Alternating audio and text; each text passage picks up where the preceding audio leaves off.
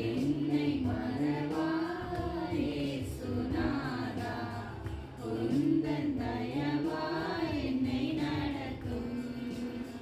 வல்ல ஜீவ வாக்குத்தத்தங்கள் வரைந்தெனக்காய் ஈந்ததாலே ஸ்தோத்திரம். வல்ல ஜீவ வாக்குத்தத்தங்கள் வரைந்தெனக்காய் ஈந்ததாலே ஸ்தோத்திரம். ஆபத்திலே அரும் துணையே, பாதைக்கு நல்ல தீபமிடு. ஆபத்திலே அரும் துணையே, பாதைக்கு நல்ல தீபமிடு. என்னை மறவாய் இயேசுநாதா, உந்தன் தயவால் என்னை நடத்தும்.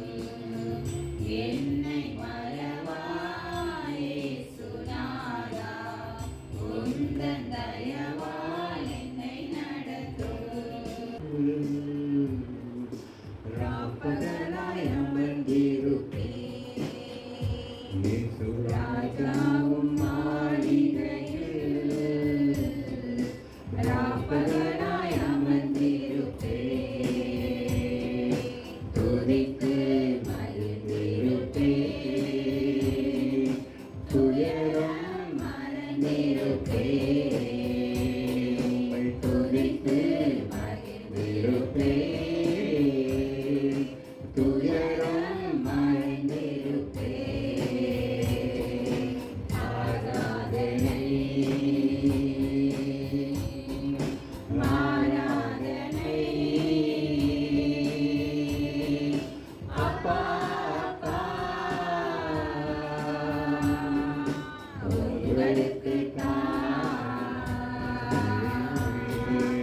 ஆராதனை ஆராதனை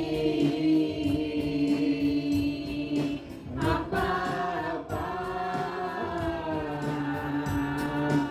உங்களுக்கு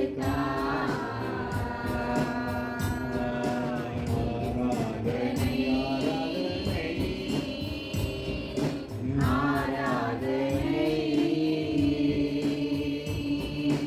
அப்பா அப்பா, உங்களுக்கு இந்த 2 மாதமும் நம்மை கற்று நடத்தினாரே. ஆராதனை இந்த முடிவிலே நாங்கள் வந்திருக்கிறோம். ஆராதனை அப்பா அப்பா, உங்களுக்கு என் பலனே, என் கோட்டையே, ஆராதனை உமக்கே. பாடுவோமா? என் பலனே, என் கோட்டையே, ஆராதனை உமக்கே. மறைவிடமே, என் உறைவிடமே, ஆராதனை உமக்கே. மறைவிடமே, என் உறைவிடமே, ஆராதனை உமக்கே. ஆராதனை ஆராதனை அப்பா அப்பா,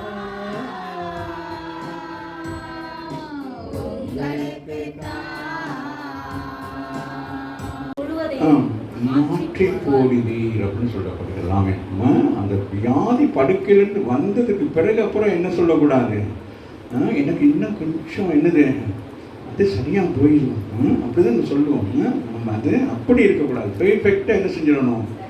ஆமேன். அங்கே வேறு பேதுரு என்ன சொல்லுகிறார், ஒன்று என்ன செய்வேன் எலும்பி நடனோன்னு அவன் என்ன சொன்னான், சொன்ன உடனே என்ன செய்துட்டான், எழுந்து குதித்து நடந்து நின்று எக்ஸசைஸ் எல்லாம் செய்து பார்த்து என்ன செய்துட்டான், டக்குனு வீட்டுக்கு ஓடிட்டான், ஆலயத்துக்கு போகிறான். ஆமாம் இல்லையா? ஸோ அது மாதிரி நீங்களும் அவர் செய்த நன்மைகள் எல்லாவற்றையும் நினைத்து அவருடைய சமூகத்திலே வருகிற பொழுது கர்த்தர் நம்மை ஆசீர்வதிக்கிறவராக இருக்கிறார். எடுத்துக்கொள்ளுங்கள், புதிய ஏற்பாட்டில் நமக்கு தெரிந்த பகுதிகளிலிருந்து ஒரு சில பகுதிகளை வாசித்து இன்றைக்கு அதிகமாக நான் செபிக்க விரும்புகிறேன்.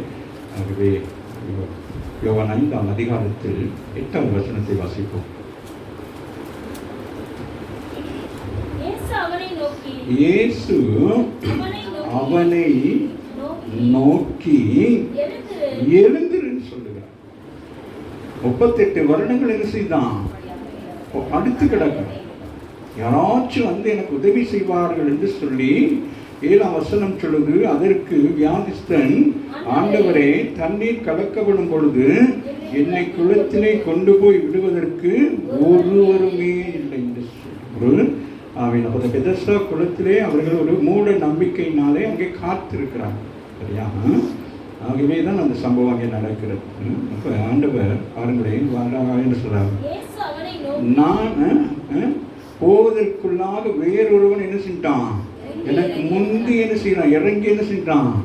ஆமாம், அப்போ அங்கே பாருங்க ஒரு பெரிய ஒரு காரியம் நடந்து கொண்டிருக்கு. ஏதோ நடக்குது, அது என்ன நடக்குன்னு தெரியும். ஆனால் அவன் இயேசு சொல்லுகிறான், அவன் இத்தனை வருடங்கள் கிடந்தது போதும். சொல்லுங்க, இத்தனை வருடங்கள் போராடினது போதும், இத்தனை வருடங்கள் வேதனைப்பட்டது போதும். இனியும் அந்த குப்பையான ஒரு வாழ்க்கை, அந்த இருளான வாழ்க்கை, அந்த துருநாற்றமான ஒரு வாழ்க்கை, அவிசுவாசமான வாழ்க்கை, மற்றொரு எனக்கு உதவி செய்வாருங்கிற நம்பிக்கை எல்லாம் உடைத்துட்டு நீ என்ன செய்ய வேண்டும்? எழுந்திரு. இந்த மாலை வேலையில கர்த்தர் சொல்லுங்க, நீ என்ன செய்ய வேண்டும்?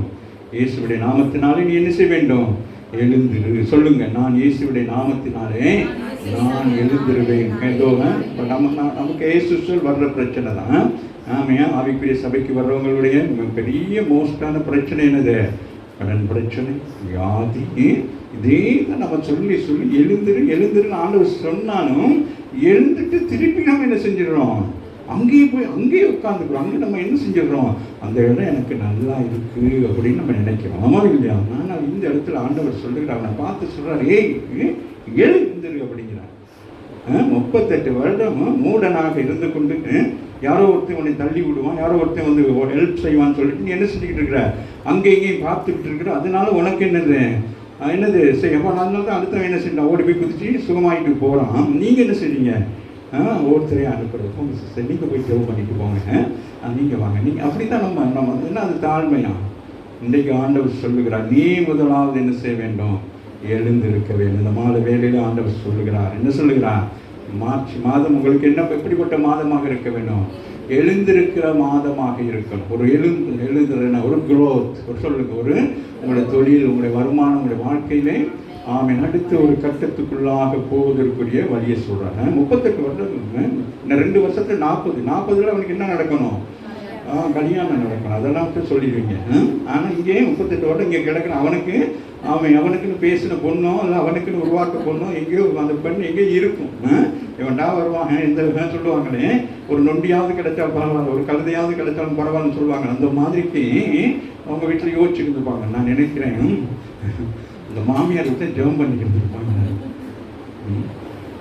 என் மகளுக்கு ஒரு நல்ல என்னது மாப்பிள்ளை வேணும் அப்படின்னு சொல்லிட்டு அம்மாவே இல்லையா அப்படின்னு சொல்லுகிறாங்க. இயேசு அவனை நோக்கி, எழுந்திரு, உன் காரியத்தை நீ செய்ய அப்படிங்கிற. வேறொருவர எதிர்பார்க்காதே. உனக்கு இருக்கிற தைரியம், உனக்கு இருக்கிற பலன், உனக்கு இருக்கிற கொஞ்சம் பலத்தோடு கூட நீ போ அப்படின்னு சொல்லுகிறான். அம்மாவே இல்லையா? அனுப்புகிறவன் நான் அல்லவா அப்படின்னு சொல்லிட்டு. அப்போ நமக்கு இருக்கிற திறமை, நமக்கு இருக்கிற இதை தான் நம்ம செய்யணும். இப்போ எக்ஸாம்னா நீங்கள் படித்தா தான் உங்களுக்கு என்ன செய்ய முடியும்? அந்த திறமையை வச்சுட்டு போகணும். ஆண்டவர் என்ன செய்வார்? உன்னை எழுப்பி பிரகாசிக்க செய்வார். அம்மாவே இல்லையா? அவருடைய பிள்ளைகளை ஒரு நாள் என்ன செய்ய மாட்டார்? வெட்கப்படுத்த மாட்டார். ஆகவே சொல்லுகிறார், இயேசு அவனை நோக்கினா பார்க்குறார். அவனை பார்க்குற நேரம் அவன் சொல்லுகிறார்கள், அந்த இடம் பயங்கரமாக துர்நாற்றமாக இருக்கும். ஏன்னா வியாதிஸ்தர்கள் ஹாஸ்பிட்டலையும் நம்ம இந்த ஹாஸ்பிட்டலுக்கு போனால் எப்படி இருக்கும்? என்னது என்னம்மா? அந்த ஆமாம்மா, அந்த அதுக்கு மற்ற இடங்கள்லாம் போனாலும் அப்படி தான் இருக்கும். ஆனால் இது ரொம்ப மோசமாக இருக்கும். அப்படியே பயங்கர துர்நாற்றமாக இருக்கும். மனுஷனுடைய பயங்கரம். நம்ம இங்கெல்லாம் சென்டெல்லாம் அடிச்சுட்டு நிற்கிறோம். அந்த மோச்சரியில் போய் நீங்கள் பார்த்தீங்கன்னா அன்னையோடு சரி இதுதானா மனுஷ வாழ்க்கை? ஆபரேஷன் தியேட்டரில் போய் பார்த்தா இதுதானா? பியூட்டி பார்லருக்கெல்லாம் போயிட்டு எல்லாம் பண்ணோம். அங்கே ஆமென் ஆதியாகமம் ஆமென் 1ஆம் அதிகாரத்தில் சொல்லப்பட்டது போல அப்படி தான் கொண்டு போய் நிறுத்தியிருப்பாங்க. அப்போ தான் நமக்கு தெரியும் இதுதானா வாழ்க்கை. ஆமென் அப்படி தான் இருக்கும். டாக்டர்மார் என்ன செய்வாங்க? அங்கிட்ட விரட்டி போடுவாங்க, அங்கிட்ட விரட்டி போடுவாங்க. ஆமென் அந்த நேரம் தான் அப்போ தான் பாஸ்டர் இதெல்லாம் அங்கே சரி வராது. இயேசு அவனை நோக்கி எழுந்து உன் படுக்கை என்ன செய்ய வேண்டும்? எடுத்துக்கொண்டு நட என்று சொல்லுகிறார். அது நாள் வரைக்கும் அவன் எப்படி இருந்தான்? 38 வருடங்கள் அவன் எப்படி இருக்கிறான்? வியாதி கொண்டவனாக இருக்கிறான் என்று சொல்லப்படுகிறது. இன்றைக்கு கர்த்தர் சொல்லுகிறார், உங்கள் காரியத்தை நீங்கள் செய்யுங்கள், நான் உங்களுக்கு உதவி செய்வேன், நான் உங்களுக்கு பக்கபலமாக இருப்பேன், உங்கள் தேவைகளை சந்திப்பேன் அப்படின்னு ஆண்டவர் சொல்லுங்க. உடனே அவன் என்ன செய்யறான்?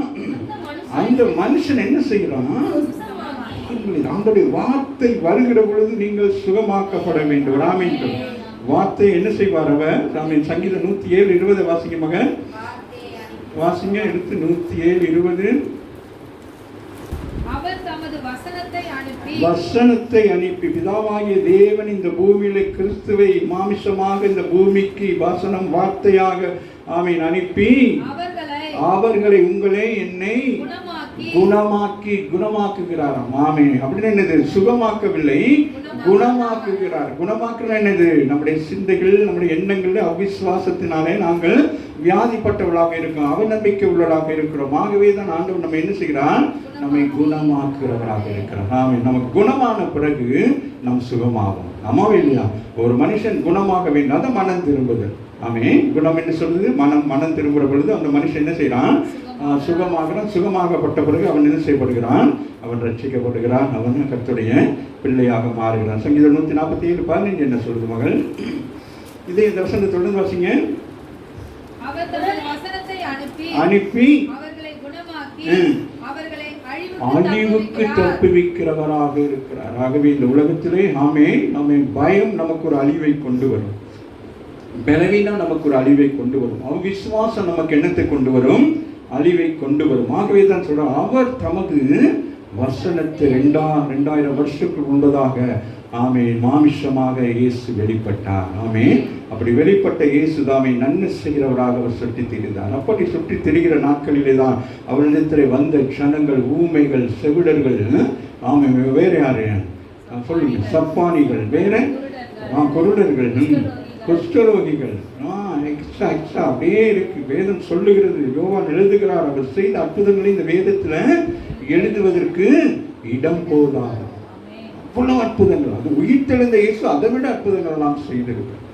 அவர் அற்புதர், அவர் அதிசயமானவர், அவர் நம்முடைய ஆண்டவர். ஆமாம் இல்லையா? அவர் நமக்கு அவன் எல்லாம் செய்ய. வாசிங்கமா 147:15. அவர் தமது வார்த்தையை பூமியிலே அனுப்புகிறார். பரலோகத்தில் இருந்து ஆமென் என்ன செய்கிறான்? பிதாவாகிய தேவன் நீங்களும் நானும் விடுதலை பெற வேண்டும் என்று சொல்லி பூமிக்கு இயேசுவை அனுப்புகிறார். கரங்களை தட்டி தேவனை மகிமைப்படுத்துங்க. அவர் இந்த பூமியை உண்டாக்கி ஆமென் மனுஷன் ஆசீர்வாதமாக இருக்க வேண்டும் என்று சொல்லி இருக்கிற பொழுது ஆமென் அங்கே பாவம் பெருகி மனுஷன் பாவத்தில் விழுந்து பாவத்தினால் வியாதிகள், கடன்கள், பிரச்சனைன்னு மனிதன் இருளுக்குள்ளா இருக்கிற பொழுது ஆண்டவர் சொல்கிறார், இருளில் இருக்கிற ஜனங்கள் வெளிச்சத்தை காண வேண்டும், இயேசுவை காண வேண்டும் என்று சொல்லி. ஆமா இல்லையா? அப்பொழுது அவர் பூமிக்கு வருகிறார். வாசிடா. அனுப்புகிறார். இந்த மாலை வேலையில வார்த்தை என்ன செய்கிறது? இங்கே செயல்பட்டு கொண்டிருக்கிறார். இந்த வார்த்தைகளை விசுவாசிக்கிற பொழுது கர்த்தர் உங்களுக்கு அற்புதம் செய்கிறவராக இருக்கிறார். அப்படியா?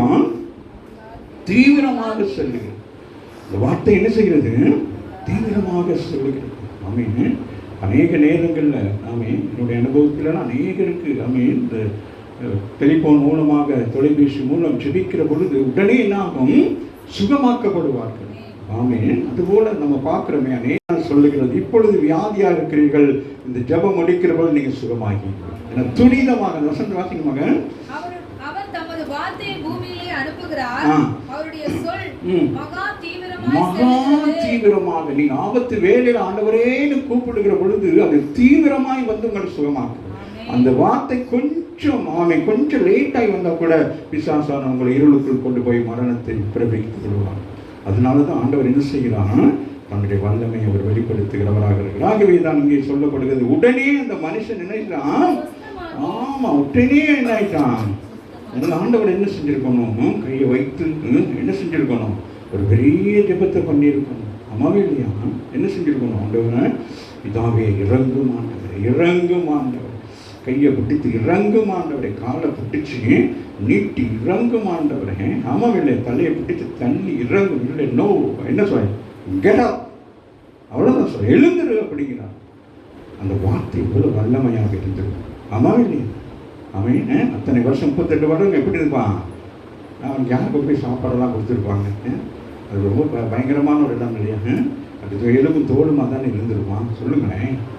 ஆமாம் இல்லையா, ஆஸ்பத்திரியில் போயிட்டு ஆமாம் அப்படியே சில பேர் எப்படி இருப்பாங்க, இந்த பெண்ணியெல்லாம் போட்டுட்டு அப்படியே உட்காந்துருப்பாங்க. அப்படி நல்லா இருக்கீங்கன்னா ஆப்பிள் எதையும் கொடுத்தா கூட அப்படியே வாயில் வைக்கிறதுக்கு, இங்கேருந்து கையில் இங்கே கொண்டு போகிறதுக்கு என்ன செய்யும்.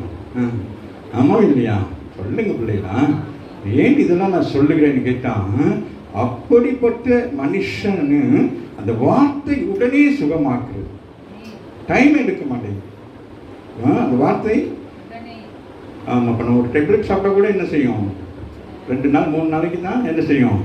இது அப்படி அல்ல, இந்த வார்த்தை உடனே அந்த மனுஷன் சுஸ்தமாகி எடுத்துக்கிறான், படுக்கை எடுக்கிறான், நடந்து போகிறான். படுக்கை எடுத்துட்டு அதில் வேற அவர் போய் என்னது பெட்டெல்லாம் போட்டு தான் படுத்து இருந்திருக்கிறாங்க. ஒவ்வொரு நேரமே ஆஸ்பத்திரி போகிற மாதிரி போயிருக்கான், பெட்டு இருந்து போய். ஆண்டவர் சொல்லுகிறார், நீ என்ன செய்ய வேண்டும், உன் படுக்கையை எடுத்துக்கொண்டு என்ன செய்ய வேண்டும், நட என்று சொன்னார். கரங்களை தட்டி தேவனை படுத்துகிறார்.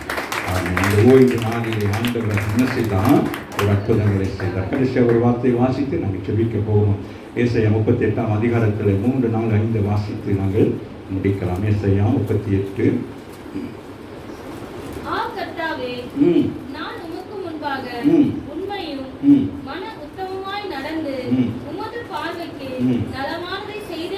எல்லாருக்கும் தெரியும் யாரு, எசேக்கியா ராஜாவை குறித்து நம்ம இங்கே வாசிக்கிறோம். சரியா, எசேக்கியா ராஜா வாசிடா. ஆம் கர்த்தாவே, நான் உமக்கு முன்பாக உண்மையும் மன உத்தமமாய் நடந்து உமது பார்வைக்கு நலமானதை செய்தேன் என்பதை நினைத்தருளும் என்று சொல்லி விண்ணப்பம் பண்ண. 2 வாசிங்க. அப்பொழுது எசேக்கியா தன் முகத்தை சுவர்புறமாக திருப்பிக் கொண்டு கர்த்தரை நோக்கி பார்க்கிறான். வந்த செய்தி என்னது, துர்செய்தி. எசேக்கியா தீர்க்கதரிசி மூலமாக வந்த செய்தி என்னது, துர்செய்தி. ஆனால் அவன் அந்த செய்தியை கேட்ட உடனே அவன் என்ன செய்யறான், விண்ணப்பம் பண்ணுகிறான். ராமின்னு சொல்லு. ஒருவேளை நீங்கள் ஹாஸ்பிட்டல் போயிட்டு ஸ்கேன் எல்லாம் பண்ணணும்னு டாக்டர் என்ன சொல்லுவாங்க, உங்களை பார்க்க முடியாது, ஏதாச்சும் சொல்லியிருப்பாங்க. ஆமாம் இல்லையா. இன்றைக்கு கூட இந்த மகள் எனக்கு ஃபோன் பண்ணி ஜெபம் பண்ணாங்க. அது யார் மகள், நீங்கள் அன்றைக்கி போயிட்டு வந்தீங்களே, அவங்க எங்கே போயிட்டு, திருப்பூருக்கு இங்கே போயிட்டு அவங்க ஃபோன் சொன்னாங்க, ஆனால் இங்கே தான் இருப்பாங்க அப்படின்னு சொல்லிட்டு அவங்க சொன்னாங்க. நான் சொல்லி இன்னைக்கு ஆண்டவனை சுகமாக்குறாரு அப்படின்னு சொல்லிட்டு. ஆமாம் இல்லையா. ஸோ அவங்க பார்க்குறோம், அவன் கர்த்தாவே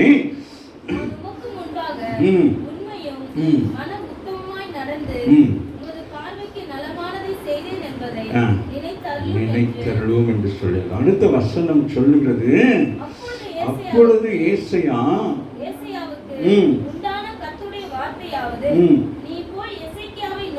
நோக்கி கர்த்தர் சொல்லுகிறார். யாரு, கர்த்தர் சொல்லுகிறார். சொல்லுங்க, கர்த்தர் சொல்லுகிறார்.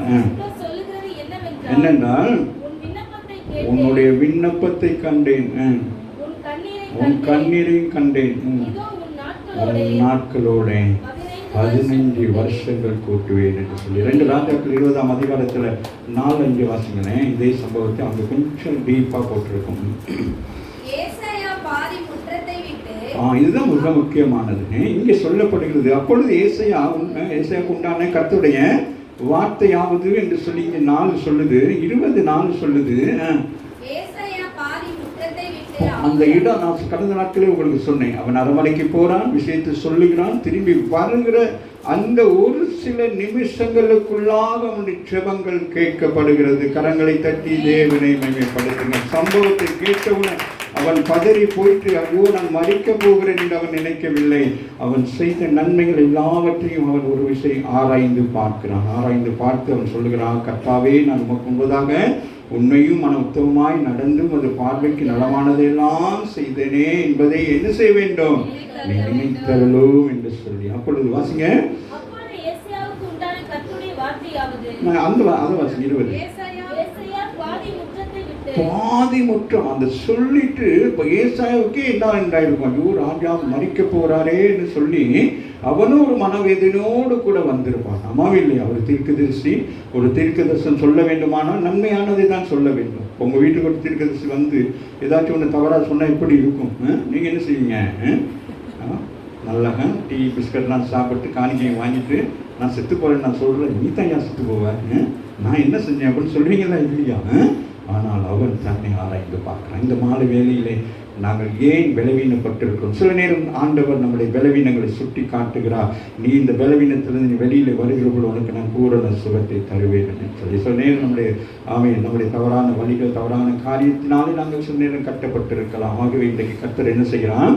அந்த கட்டுகளை உடைக்கிற வாசிடான். பாதி முற்றத்தில் வந்து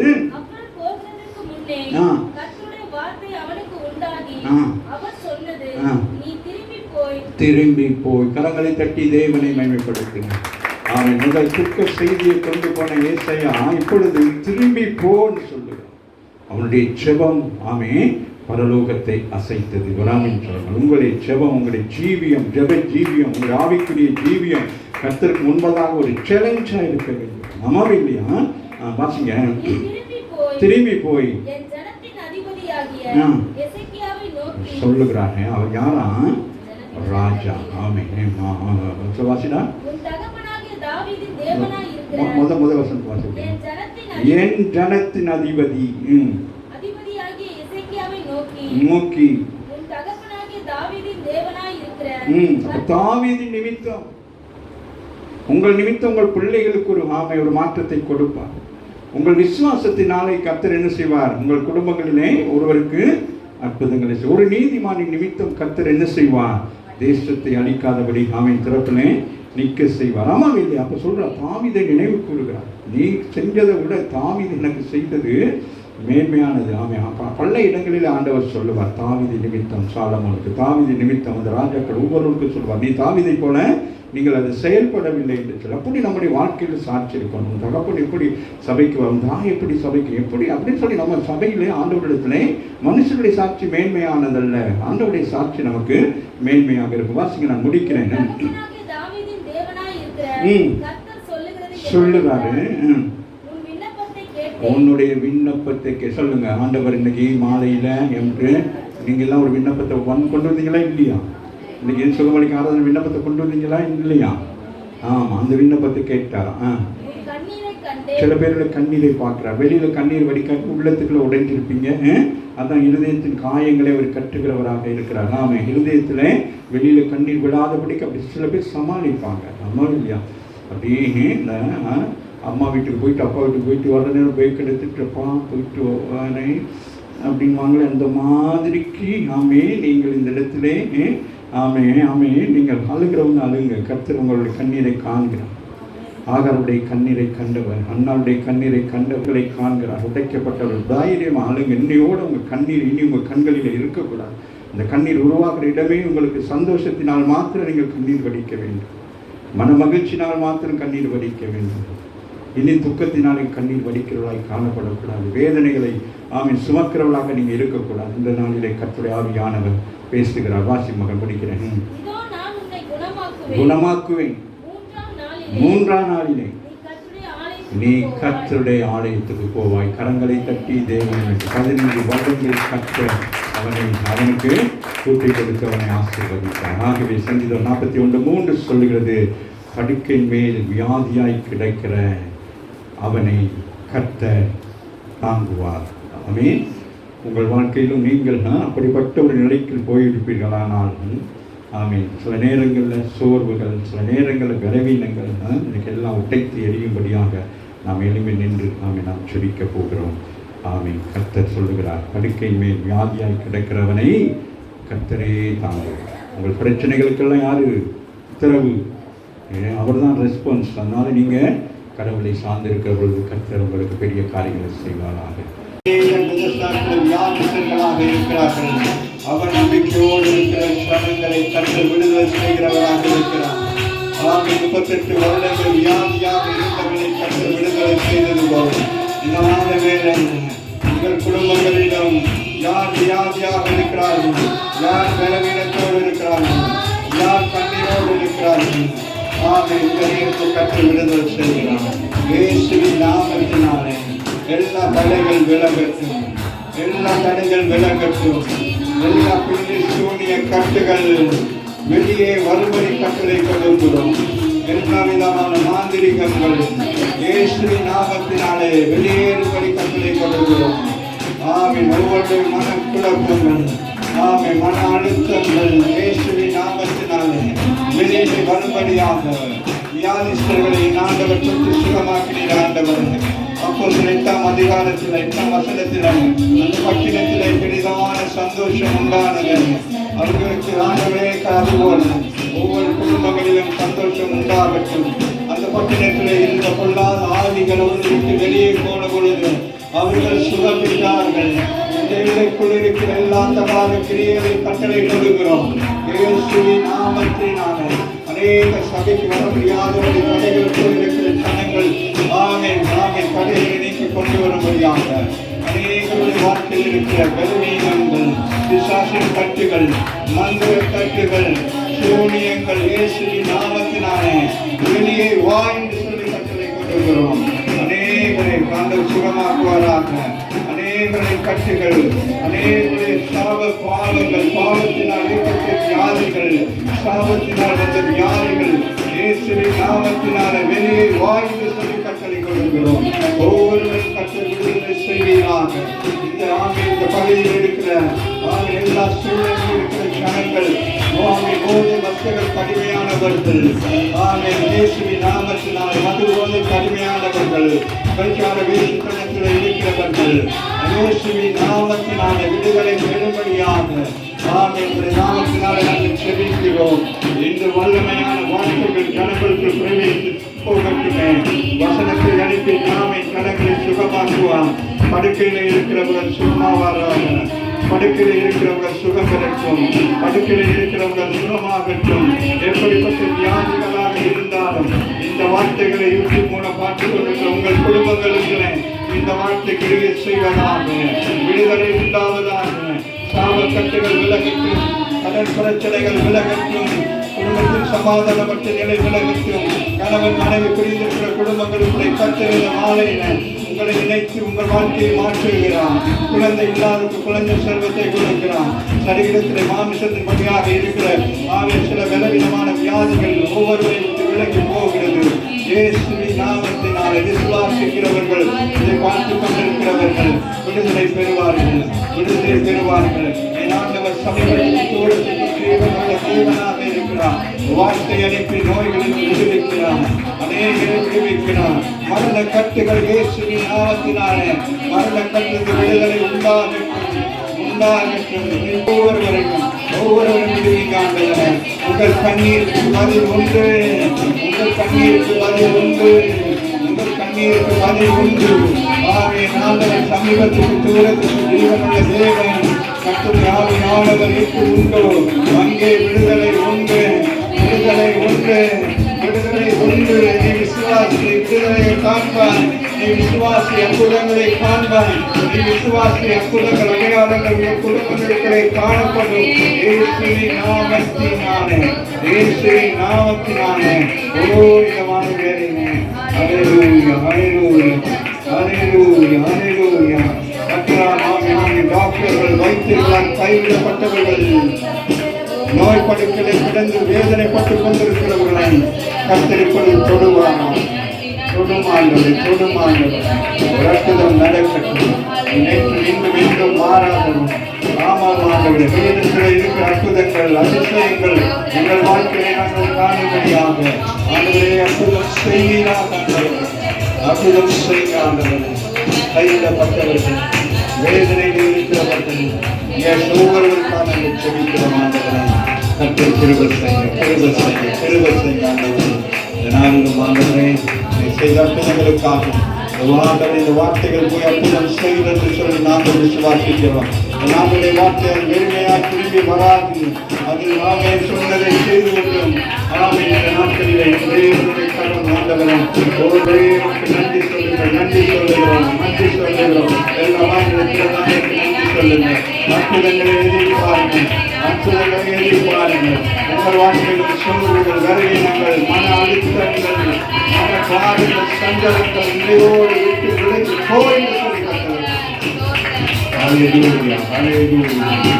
சொல்லி நன்றி தகப்பன், நன்றியோடு தெரிவிக்கிறோம்.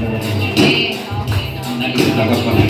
இந்த மாதங்களில் வருகிற மாதங்களில் நடக்கிற எக்ஸாமுக்காக நாங்கள் தெரிவிக்கிறோம். எக்ஸாமுக்காக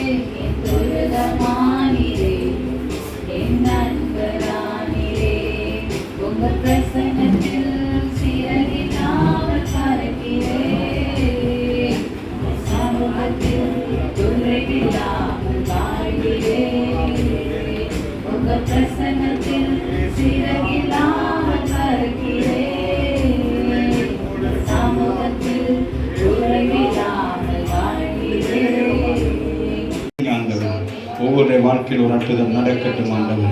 கண்ணீர்கள், துன்பங்கள், வேதனைகள் எல்லாம் மாறட்டும் ஆண்டவரே. மாலை வேலையில் அப்பாவுடைய கருத்தில் ஒப்புக்கொள்கிறோம். அல்லேலூயா. எந்த வலிகள் இருந்தாலும் வலி இருக்கிற இடங்களிலே கைகளை வைத்துக் கொள்ளுங்கள். ஆமென், ஆமென். ஆண்டவர் சுகமாக்குகிறார். அவருடைய கரங்களில் உங்களை தொடுவதை உணருங்கள். ஒரு தொடுதலை உணருங்கள். ஆமென், ஒரு தொடுதலை உணருங்கள். ஆமென், ஆமென், ஆமென். ஆண்டவர் அற்புதம் செய்து கொண்டிருக்கிறார். அல்லேலூயா, அல்லேலூயா, அல்லேலூயா, அல்லேலூயா. அநேகரை ரட்சிக்கப்படும்.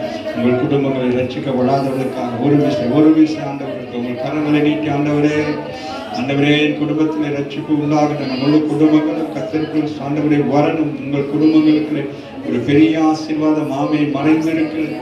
இந்த ஆசீர்வாதத்தை காணும்படியாக ஆண்டவர் விரும்பும் நகமியுடைய ஆசீர்வாதம் ரூத்துக்குள் மறைந்திருந்தது.